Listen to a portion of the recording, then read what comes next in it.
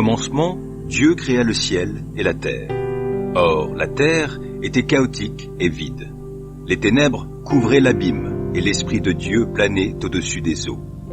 Et Dieu dit alors, « Que la lumière soit. » Et la lumière fut. Dieu vit que la lumière était bonne, et il sépara la lumière des ténèbres. Il appela la lumière jour, et les ténèbres nuit.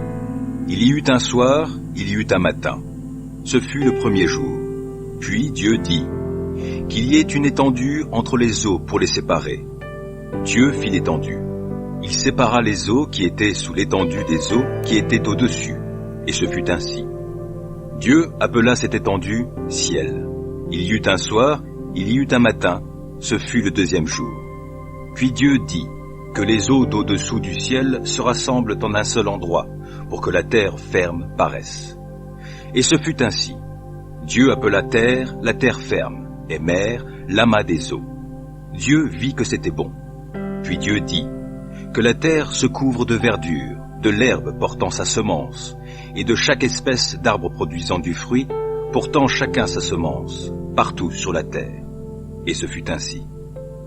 La terre fit germer de la verdure, chaque espèce d'herbe portant sa semence, et chaque espèce d'arbre produisant du fruit, portant chacun sa semence. Dieu vit que c'était bon. Il y eut un soir, il y eut un matin, ce fut le troisième jour. Puis Dieu dit, que, dans l'étendue du ciel, il y ait des luminaires pour distinguer le jour de la nuit et pour qu'ils marquent les saisons, les jours et les années. Que, dans l'étendue du ciel, ils servent de luminaires pour illuminer la terre. Et ce fut ainsi. Dieu fit 2 grands luminaires, le plus grand pour qu'il préside au jour et le plus petit pour qu'il préside à la nuit. Il fit aussi les étoiles. Il les plaça dans l'étendue du ciel pour illuminer la terre, pour présider au jour ainsi qu'à la nuit et séparer la lumière des ténèbres. Dieu vit que c'était bon. Il y eut un soir, il y eut un matin. Ce fut le 4e jour. Puis Dieu dit, que les eaux foisonnent d'une multitude d'êtres vivants et que des oiseaux volent au-dessus de la terre dans l'étendue du ciel.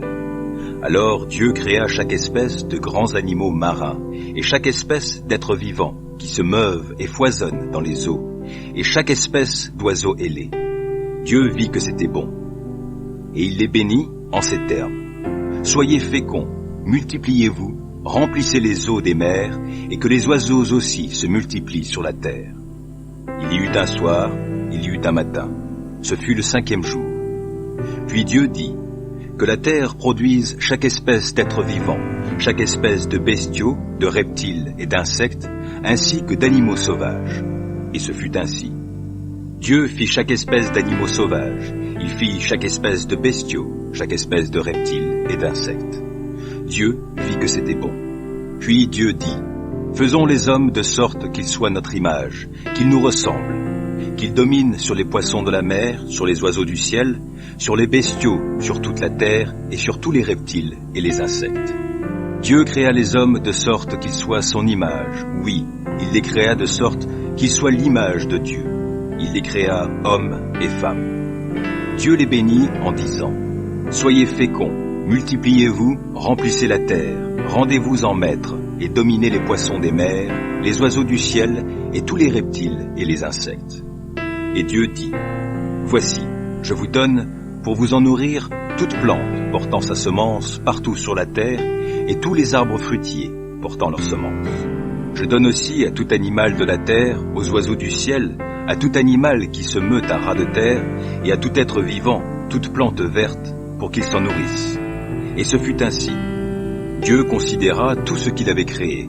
C'était très bon. Il y eut un soir, il y eut un matin. Ce fut le 6e jour.